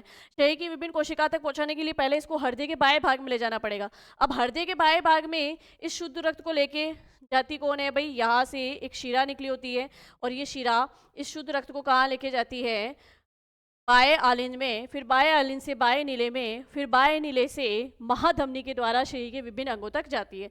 तो सपोज कीजिए कि मान लीजिए कि ये हमारे शरीर की कोई एक कोशिका है। ठीक है, ये हमारे शरीर की कोशिका है, और इस कोशिका में जब कोशिका पहले से जो ऑक्सीजन भाई लगातार रक्त कोशिका के पास जो है ऑक्सीजन पहुंचाता रहता है, तो जब ऑक्सीजन मतलब ये कोशिका ले लेती है और उस ऑक्सीजन का ऑक्सीकरण करके अपने कार्यों में लगा देती है। भाई ऑक्सीजन का यूज, ऑक्सीजन से हमें ऊर्जा मिलेगी और ऊर्जा को हम अपने कार्यों में ही खर्च करते हैं। तो कोशिका भी अपने कार्यों में जब ऑक्सीजन को खर्च कर देती है तो CO2 उत्पन्न करती है। क्या उत्पन्न करती है, CO2 उत्पन्न करती है। अब ध्यान से सुनना कि महाधमनी इन कोशिका के पास में, महाधमनी इन कोशिका के पास में आएगी, और मतलब इन कोशिका के पास तक होती है। तो महाधमनी के अंदर जो रक्त आया वो उसमें क्या है भाई, ऑक्सीजन है। अब ये ऑक्सीजन आई किसके साथ थी, हीमोग्लोबिन के साथ आई थी। किसके साथ भाई, हीमोग्लोबिन का एक अणु जोड़कर इसको लेके आया था ना, तो हीमोग्लोबिन के अणु के साथ में जुड़कर आई थी ये ऑक्सीजन। तो यहाँ से अब जब ये ऑक्सी हीमोग्लोबिन इस कोशिका द्रव्य में डाल दिया जाएगा। किसमें भाई? कोशिका द्रव्य में। कोशिका द्रव्य में जैसे ही ये ऑक्सी हीमोग्लोबिन जाएगा, ये ऑक्सी हीमोग्लोबिन जाएगा, तो कोशिका के द्वारा इस ऑक्सी हीमोग्लोबिन से ऑक्सीजन के अणु तो अपने पास ले लिए जाएंगे, और इस हीमोग्लोबिन के साथ में किसको जोड़ देगी? CO2 को। भाई कोशिकाएं ने जब ऑक्सीजन, पहले जो ऑक्सीजन आई हुई थी उस ऑक्सीजन का यूज़ किया और उसको जब ऊर्जा खर्च कर दी, तो यहाँ पर जब कोशिका अपने सारे कार्य कर लेती है तो उन कार्यों के तत्पश्चात क्या उत्पन्न होती है? CO2। तो कोशिका क्या करती है? इस ऑक्सी हीमोग्लोबिन से ऑक्सीजन तो अपने पास ले लेती है नई ऊर्जा के रूप में, ठीक है, और जो CO2 थी हानिकारक, उसको आप क्या करेगी? इस हीमोग्लोबिन के साथ जोड़ देगी, और हीमोग्लोबिन क्या करेगा? इस CO2 को हीमोग्लोबिन रक्त में आ जाएगा इस CO2 के साथ में। किसके साथ में? इस CO2 के साथ में। और इसको कहाँ पहुँचाया जाएगा भाई? वापस वही कि वही प्रोसेस चलेगा, फुफ्फुसीय धमनी जो है वो इस CO2 युक्त रक्त को कहाँ लेके जाएगी? फेफड़ों के पास में। तो ये क्रम जो है लगातार चलता रहता है। तो इसी तरीके से ऑक्सीजन का परिवहन भी होता है और इसी तरीके से CO2 का परिवहन भी होता है। CO2 के परिवहन की मैं बात करूँ, जब हीमोग्लोबिन CO2 को जोड़ के लाता है तो मतलब कार्ब अमीनो हीमोग्लोबिन के रूप में लाता है। किसमें भाई? कार्ब अमीनो हीमोग्लोबिन के रूप में, ठीक है। तो नेक्स्ट अपन देखते हैं कि CO2 का परिवहन कैसे होता है। तो लिखिए यहाँ पे CO2 का परिवहन। CO2 का परिवहन, ऑक्सीजन का तो समझ में आ गया आपको भाई, दो रूपों में होता है। ऑक्सी हीमोग्लोबिन के रूप में 97% यानी 97%, और प्लाज्मा में गुलित अवस्था के रूप में कितना परसेंट भाई? 3%, ठीक है। चलिए अब देखते हैं CO2 का परिवहन। CO2 के परिवहन की बात करूं तो CO2 कहाँ से निकलकर कहाँ प्रवेश करता है? तो CO2 भाई रक्त नलिकाओं से, हम लिखेंगे CO2 के लिए कि CO2 रक्त नलिकाओं से, देखो रक्त में CO2 की सांद्रता, रक्त में CO2 की सांद्रता कम होती है, अतः रक्त में CO2 की सांद्रता अधिक होती है। रक्त में CO2 की सांद्रता अधिक होती है, रक्त में CO2 की सांद्रता अधिक होती है, अर्थात CO2 अपनी अधिक सांद्रता से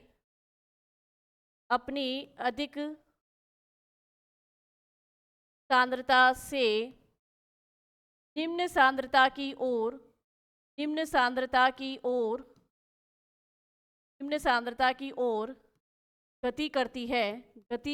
करती है, अर्थात कुप्पिकाओं में पहुंचती है, ठीक है, कुप्पिकाओं में पहुंचती। समझ में आ गई ये बात? चलिए, तो भाई पहले तो CO2 किस तरीके जाएगी ये अपन ने सब कुछ देख लिया। अब लिखेंगे कि विभिन्न कोशिकाएं श्वसन क्रिया के दौरान ऑक्सीजन का उपभोग कर लेती है तथा बदले में CO2 मुक्त करती है, और कोशिकाओं से CO2 जो है 3 प्रकार से कुप्पिकाओं तक पहुंचता है। भाई अपने लास्ट लाइन क्या लिखी है कि कुप्पिकाओं में पहुंचती है, तो कुप्पिकाओं में पहुंचेगी किस रूप में, वो चीज हमें यहाँ पे देखनी है। तो यहाँ लिखेंगे विभिन्न कोशिकाएं शरीर की विभिन्न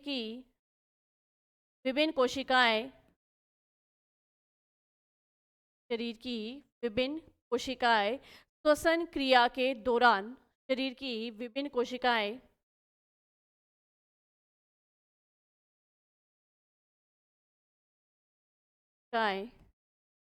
श्वसन क्रिया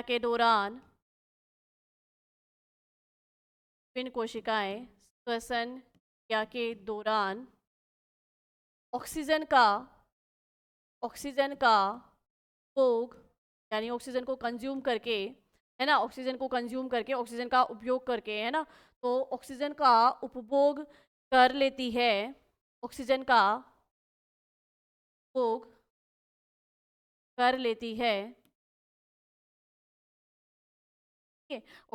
उपभोग कर लेगी, तथा बदले में CO2 मुक्त करती है,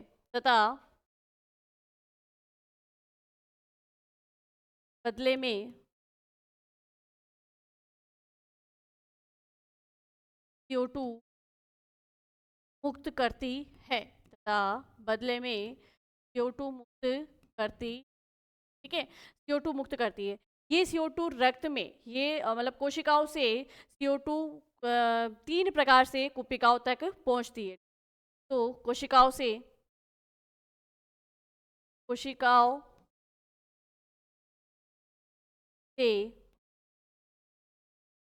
CO2 कोशिकाओं से CO2 तीन प्रकार से तीन प्रकार से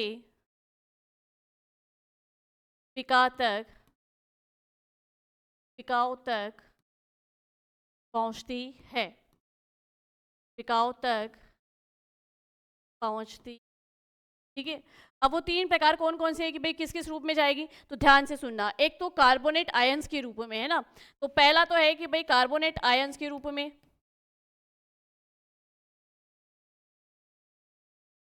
कार्बोनेट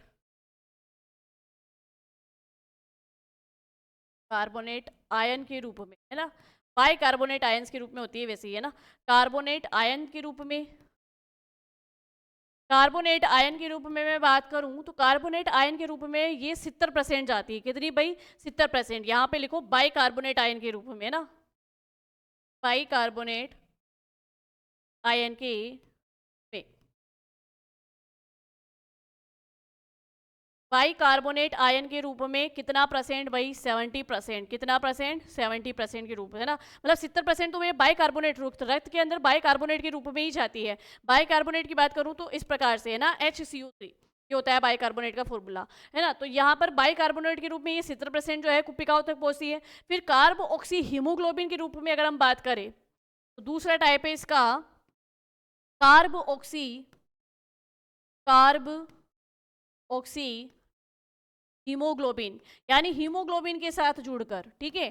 तो कार्बोक्सी हीमोग्लोबिन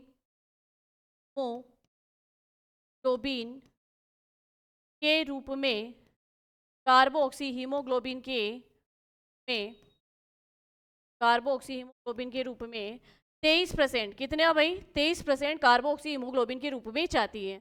और मात्र 7% जो है प्लाज्मा में गुलित अवस्था के रूप में रहते हैं। प्लाज्मा में गुलित अवस्था के रूप में, प्लाज्मा में गुलित अवस्था के रूप में, प्लाज्मा में गुलित अवस्था के रूप में कितनी भाई? 7%। कितना? 7%। तो ये होता है मतलब कार्बन डाइऑक्साइड का परिवहन, ठीक है। तो ऑक्सीजन का परिवहन 2 रूप में और कार्बन डाइऑक्साइड का परिवहन अपने 3 रूप में। तीनों रूप के परसेंटेज आपको याद में रखने हैं, ठीक है। चलो, अब यहाँ पर जो मेन चीज़ थी कि भाई ये जो गैसों का विनिमय हो रहा था किसके कारण हो रहा था, तो उसको थोड़ा अपन जो है यहाँ पर लिख लेते हैं इंपॉर्टेंट डाल के कि विसरण यानी डिफ्यूजन के कारण ऑक्सीजन तथा CO2 का विनिमय होता है, ये एक्सचेंज जो हो रहा था, ठीक है। तो यहाँ लिख लो कि विसरण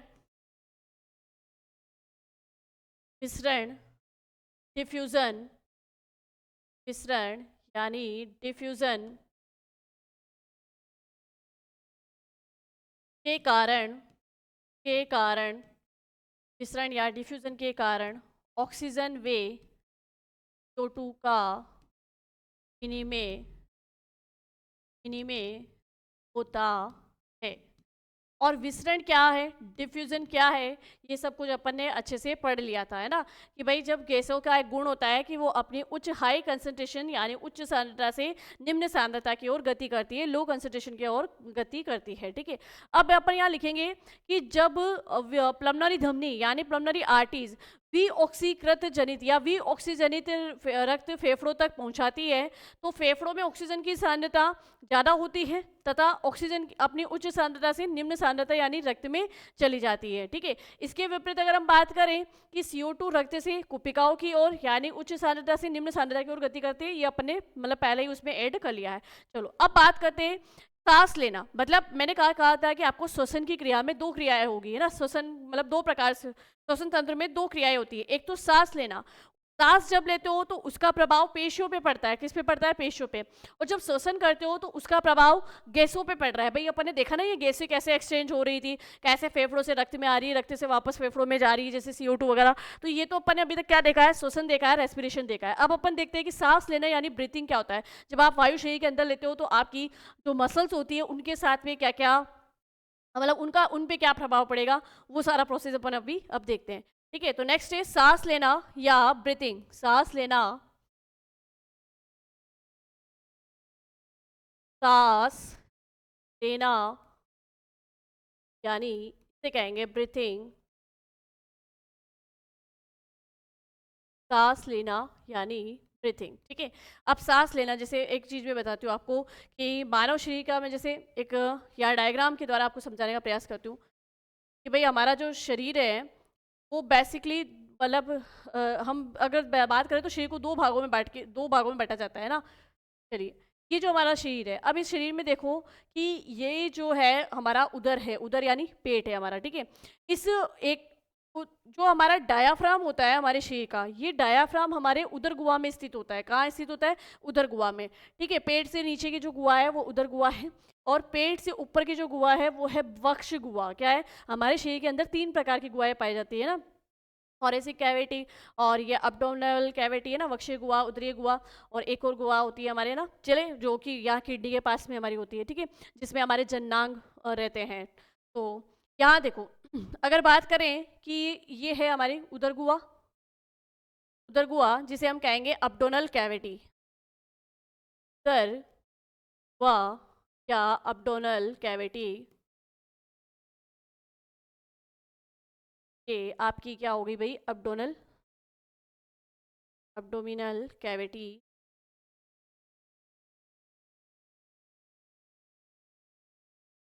चलिए, अब्डोमिनल कैविटी। ठीक है, इसके ऊपर अगर मैं बात करूं तो ये हमारी है वक्ष गुहा, जिसमें हमारे फेफड़े स्थित होते हैं ना, वक्ष गुहा जिसे हम कहेंगे थोरेसिक कैविटी। ठीक है, थोरेसिक कैविटी, इसमें हमारे फेफड़े स्थित होते हैं, हमारे लंग्स इसके अंदर स्थित होते हैं, हृदय भी हमारा इसी वक्ष गुहा में होता है ना, थोरेसिक कैविटी। अब एक चीज और कि हमारे जो फेफड़े हैं वो मतलब पेशियों के एक पिंजरे में बंद रहते हैं ना भाई, जिनको हम क्या कहते हैं, पसलियाँ कहते हैं ना। तो पसलियाँ क्या, कठोर हड्डी का बना हुआ है। तो हमारे इन मतलब इसके अंदर, इस पिंजरे के अंदर हमारा फेफड़े बंद रहते हैं। अब ध्यान से समझना है यहाँ पे कि जब आप वायु शरीर में लेते हो, ये एक्चुअल में क्या है, ये है डायाफ्राम। ये जो मैंने ये बनाया है ये है आपका, ये है डायाफ्राम। डायाफ्राम ये पेशियों की बनी एक संरचना होती है ना, पेशियों की बनी एक संरचना है जिसे हम कहते हैं डायाफ्राम। ठीक है, डायाफ्राम। अब एक्चुअल में होता क्या है डायाफ्राम के साथ में, जब आप वायु शरीर में लेते हो, है ना, और जब वायु शरीर में लेते हो तो उसको हम क्या कहेंगे, अंत्य श्वसन कहेंगे या बहिः श्वसन कहेंगे, वो सब कुछ यहाँ पे देखेंगे। ये है डायाफ्राम। ठीक है, अब ध्यान से सुनना, जब आप वायु शरीर के अंदर लेते हो तो जो वायु शरीर के अंदर लेते हो तो फेफड़ों में जब वायु आती है तो फेफड़े क्या होते हैं, फूल जाते हैं। जैसे आप गुब्बारे में हवा भरते हो तो गुब्बारा फूल जाता है ना, यानी फेफड़ों का आयतन बढ़ जाएगा। फेफड़ों का आयतन क्या होगा, बढ़ जाएगा। भाई जैसे मान लो कि अगर मैं बात करूं, एक बेलून है ना, एक बेलून है, इस बेलून में जब आप हवा भरते हो तो ये फूल जाता है ना, ये बेलून में हवा भरी आपने, ये बेलून फूल गया। लेकिन जैसे ही इस बेलून से आप हवा बाहर निकालोगे, ये बेलून क्या हो जाएगा, फिर सामान्य अवस्था में आ जाएगा, है ना। तो जब इसमें आपने हवा भरी, इसमें जब आपने एयर भरी तो ये फूल गया, यानी इसका आयतन बढ़ गया। और जब आपने हवा बाहर निकाल दी तो इसका आयतन क्या हो गया, कम हो गया। तो यहाँ पर सेम चीज़ यही होती है कि जब हम सांस लेते हैं, वायु हमारे शरीर में आती है तो फेफड़ों के अंदर वायु जाती है, जिससे फेफड़े फूल जाते हैं, और उस समय हमारी इस वक्ष गुहा का आयतन क्या होता है, बढ़ जाता है। वक्ष गुहा का आयतन बढ़ जाता है। तो जब सांस लेते हैं तो क्या क्या चीज़ें होती है, ध्यान से सुनना। जब आप सांस लेते हो, जब आप सांस लेते हो तो पहला काम होता है कि वायु फेफड़ों में भर जाती है। पहला काम, वायु फेफड़ों में भर गई, फेफड़े फूल जाते हैं। फिर दूसरा काम, फेफड़ों के फूल जाने के कारण वक्ष गुहा का आयतन क्या होता है, बढ़ जाता है। वक्ष गुहा का आयतन बढ़ जाता है तो फिर तीसरा प्रभाव क्या पड़ता है कि जो ये आपका डायाफ्राम है, ये डायाफ्राम जो है इस तरीके से रहता है, ये ऊपर ऐसे गुंबद आकार का होता है। तो जैसे ही फेफड़ों का आयतन बढ़ेगा तो इस डायाफ्राम पे एक दबाव पड़ेगा और ये डायाफ्राम किस स्थिति में आ जाएगा, बिल्कुल ऐसे फ्लैट हो जाएगा, समतल हो जाएगा, यानी डायाफ्राम नीचे की ओर झुक जाएगा। वायु अंदर आई, फेफड़ों के अंदर गई, फेफड़े फूल गए, फेफड़ों के फूलने से वक्षगुहा का आयतन बढ़ा, वक्षगुहा का आयतन बढ़ने से डायाफ्राम पे दबाव लगा और डायाफ्राम नीचे की ओर झुककर समतल हो जाता है, फ्लेट हो जाता है। ये होता है जब जब आप जो है सांस अंदर लेते हैं। क्या लेते हो? सांस को जब आप अंदर लेते हो उस समय हमारी जो ये एब्डोमिनल जो हमारी मसल्स होती है, मतलब उदरीय पेशियां जो होती है वो रिलैक्स हो जाती है, वो बिल्कुल शिथिल हो जाती है ना, क्योंकि भाई जैसे ही वक्षगुहा का आयतन बढ़ेगा ये उदरीय पेशियां जो होगी, मतलब एब्डोमिनल वेसल्स जो होगी वो क्या हो जाएगी, बिल्कुल शिथिल हो जाएगी। इसके विपरीत क्या होगा, जब आप सांस बाहर छोड़ेंगे, तो जब आप सांस बाहर छोड़ते हैं तो पहला उल्टा चलना, रिवर्स। जब अपने सांस ली तो अपने जिस तरीके से स्टेप बताए, अब उल्टा चलना है। जब आप सांस बाहर छोड़ते हो यानी फेफड़ों से वायु शरीर से बाहर निकल रही है, तो जैसे ही वायु फेफड़ों से बाहर निकली, फेफड़े क्या हो गए भाई, संकुचित हो गए। वो जैसे ही संकुचित हुए तो जो वक्ष गुहा का आयतन पहले बढ़ गया था वायु के अंदर आने से, अब वो वक्ष गुहा का आयतन क्या हो जाएगा भाई, घट जाएगा। वक्ष गुहा का आयतन घटेगा तो ये डायाफ्राम जो कि फ्लेट हो गया था, समतल हो गया था, वापस अपनी स्थिति में आ जाएगा, यानी पुण्य कैसा हो जाएगा, गुंबदा आकार हो जाएगा। ठीक है, और जो हमारी उदरीय पेशियां थी जिनमें पहले शिथिल हो गई थी बिल्कुल, अब उनमें क्या हो जाएगा, वापस से संकुचन हो जाएगा। तो ये होता है, इसको कहते हैं, जब हम सांस लेते हैं तो इसको कहते हैं अंत्यश्वसन यानी इंस्पिरेशन, और जब हम सांस बाहर छोड़ते हैं तो उसको कहते हैं बहिश्वसन यानी कि एक्सपीरेशन। ठीक है, तो यहाँ पर थोड़ा सा अपन लिख लेते हैं कि अंत्यश्वसन और बहिश्वसन में क्या अंतर है। ठीक है, और फिर ये हमारा टॉपिक जो है ये कंप्लीट हुआ। तो चलो यहाँ पे देखो, सांस लेना तो इस तरीके से लिख सकते हैं आप, सांस लेना यानी ब्रीथिंग। ब्रीदिंग ब्रीथिंग में दो प्रकार की क्रिया होती है, ब्रीथिंग में दो प्रकार की क्रिया होगी। ये दो प्रकार की क्रिया कौन कौन सी है? ठीक है,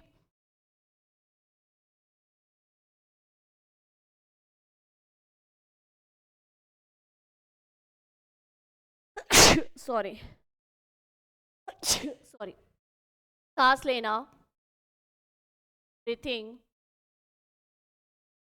सांस लेना, ब्रीथिंग।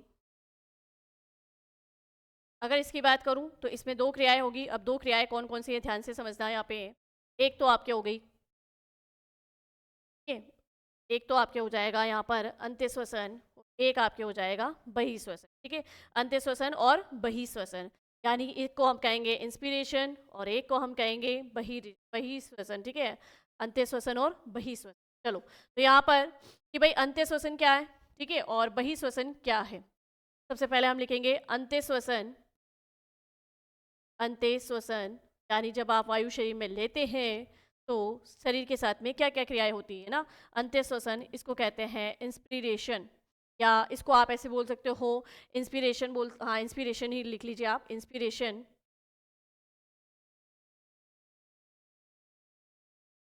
इंस्पिरेशन, और इस तरफ हम बात करेंगे ब्रही श्वसन। ब्रही श्वसन यानी एक्सपिरेशन।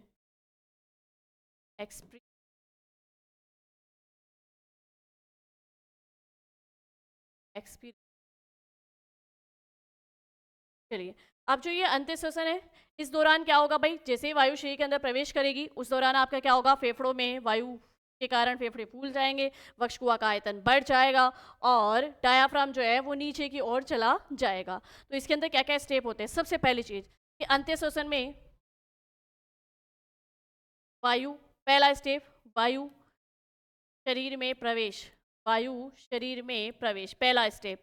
दूसरा, फेफड़ों में वायु, फेफड़ों में वायु के कारण वक्षगुहा का, वक्षगुहा का आयतन, वक्षगुहा का आयतन बढ़ जाता है, वक्षगुहा का आयतन बढ़ जाता है। ठीक है, चलिए तीसरा, उदरीय पेशियां। उदरीय पेशियां यानी एब्डोमिनल, एब्डोमिनल जो आपकी मसल्स थी, उदरीय पेशियों में शिथिल, उदरीय पेशियां क्या हो जाएगी, शिथिल हो जाएगी, है ना, क्योंकि जैसे डायाफ्राम समतल होगा आपकी उदरीय पेशियां भी क्या हो जाएगी, शिथिल। तो उदरीय पेशियां शिथिल, उदरीय पेशियां शिथिल हो जाती हैं। इसके अलावा अगर मैं बात करूं तो जो आपके डायाफ्राम है, डायाफ्राम भी भाई शिथिल हो जाएगा, इसीलिए तो क्या हो जाएगा, समतल हो जाएगा। तो डायाफ्राम, डायाफ्राम शिथिल, डायाफ्राम शिथिल हो जाएगा। और एक चीज़ और कि भाई डायाफ्राम जब शिथिल हो गया तो उस समय जो ना मतलब ये जो उदरीय पेशिया है, इसके बाहर भी हम बात करें तो कुछ पेशिया और पाई जाती है जिसे कहते हैं इंटरकोस्टल पेशिया। क्या कहते हैं? Intercostal facie. तो जब आप वायु अंदर ले रहे हो तो उस समय इन उदरीय पेशियों के पास में बाहरी इंटरकोस्टल पेशिया जो होती है उनमें संकुचन होता है ना। तो पेशियों के अंदर भी कुछ पेशिया पाई जाती हैं जिन्हें हम इंटरकोस्टल पेशिया कहेंगे, ठीक है। तो बाहरी इंटरकोस्टल पेशिया, बाहरी इंटरकोस्टल पेशियों में संकुचन, बाहरी इंटरकोस्टल पेशिया, पेशियों में संकुचन, ठीक है। ये पेशियों में ही पाई जाती है, ध्यान रखना, ये इंटरकोस्टल पेशिया, ठीक है। तो बाहरी इंटरकोस्टल पेशियों में संकुचन, एक काम अपोजिट हुआ है, ठीक है। देखो ध्यान से सुनना, वायु प्रवेश करी, वक्ष गुहा का आयतन बढ़ा, उदरीय पेशिया शिथिल हुई, डायफ्राम शिथिल होकर नीचे समतल हो जाता है, लेकिन बाहरी इंटरकोस्टल पेशियों में क्या होता है? संकुचन होता है, ठीक है। मतलब फेफड़ों के बाहर की साइड में, यानी मैं कह दूं कि जो हड्डियों का हमारा पिंजरा है जिसके अंदर फेफड़े बंद रहते हैं, उसके बाहर की साइड में हमारी इंटरकोस्टल पेशिया होती है। तो जब वक्ष गुहा का आयतन बढ़ता है ना, तो इन इंटरकोस्टल पेशिया क्या हो जाएगी भाई? संकुचित हो जाएगी, है ना। इन पे प्रेशर पड़ेगा तो ये संकुचित हो जाएगी। चलो अब इसके जस्ट अपोजिट इस तरफ लिख लीजिए, बहिर्श्वसन में। बहिर्श्वसन में क्या होगा भाई? बहिर्श्वसन में सबसे पहले तो वायु शरीर से बाहर, वायु शरीर से बाहर। देखो मैंने यहाँ पे फेफड़े शब्द नहीं लिए क्योंकि भाई नासा गुहा से होती हुई शरीर से बाहर वायु ही निकलती है। हम अगर लिखेंगे फेफड़ों से बाहर तो फिर फेफड़ों से कहाँ जाएगी भाई? ग्रसनी में जाएगी, ग्रसनी से कहाँ जाएगी? नासापथ, और नासापथ से नासा गुहा से होती हुई शरीर से बाहर, तो शरीर से बाहर डायरेक्ट, है ना। वायु शरीर से बाहर, वायु शरीर से बाहर निकाली जाती है बहिर्श्वसन में, ठीक है। फेफड़ों फेफड़ों में, फेफड़ों से वायु, फेफड़ों से वायु बाहर निकलने के कारण, फेफड़ों से वायु बाहर निकलने के कारण, वक्ष गुहा का आयतन बाहर निकलने के कारण, वक्ष गुहा का आयतन, वक्ष गुहा का आयतन घट जाता है, वक्ष गुहा का आयतन घट जाता है, ठीक है। चलिए इसके साथ ही जो उदरीय पेशियाँ पहले शिथिल हो गई थी, अब जैसे आप किसी चीज़ को खींच के निकालोगे, है ना, तो मतलब पेशियों में ऊपर की साइड एक दबाव होगा, तो ये जो उदरीय पेशियाँ शिथिल हो गई थी वो वापस क्या होगी भाई? संकुचित हो जाएगी, है ना। तो उदरीय पेशियों में, उदरीय पेशियाँ, उदरीय पेशियों में संकुचन, उदरीय पेशियों में संकुचन, और जो डायाफ्राम था वो वापस अपनी पुनः अवस्था में आ जाएगा, यानी गुंबदाकार हो जाएगा, ठीक है। तो डायाफ्राम, डायाफ्राम, डायाफ्राम जो है उस हम लिख सकेंगे डायाफ्राम बदाकार, बदाकार के, डायाफ्राम गुंबदाकार यानी डॉन शेप्ड हो जाता है। क्या लिख सकते हो आप? गुंबदाकार का मतलब होता है डॉन शेप्ड, डॉन शेप्ड, ठीक है। चलिए और अब यहाँ पर देखो कि जब बहिर्श्वसन कर रहे हो तो बाहरी सॉरी आंतरिक इंटरकोस्टल पेशिया जो होगी उनमें संकुचन होगा। तो यहाँ लिख लो कि आंतरिक, आंतरिक इंटरकोस्टल, आंतरिक इंटरकोस्टल पेशियों में संकुचन, आंतरिक इंटरकोस्टल पेशियों में संकुचन, ठीक है। चलिए ये हो गया आपका काम। यहाँ पर देखिए भाई हमने श्वसन तंत्र पूरा पढ़ लिया, और श्वसन तंत्र में हमने अंत्य श्वसन, बहिर्श्वसन, सांस लेना क्या होता है, श्वसन क्या है, ये सब कुछ अपन ने देख लिया। तो आज अपन ने मानव तंत्र की सीरीज जो चल रही थी उसमें हमने एक श्वसन मतलब एक तंत्र को पूर्णतया कंप्लीट कर लिया है, श्वसन तंत्र आज हमने कंप्लीट कर लिया। चलिए मिलेंगे हम हमारी नेक्स्ट क्लास में एक नए तंत्र के साथ में, मानव शरीर के जैसे अब कुछ एक तंत्र और बच गए हैं, लाइक काल तंत्र बच गया है, तो स्केलेटॉन सिस्टम के बारे में हम जो है नेक्स्ट क्लास में पढ़ेंगे। तो बस ऐसे ही पढ़ते रहिए, बढ़ते रहिए, बने रहिए वेदांत क्लासेस के साथ में। मिलते हैं हम हमारी नेक्स्ट क्लास में, तब तक के लिए थैंक यू।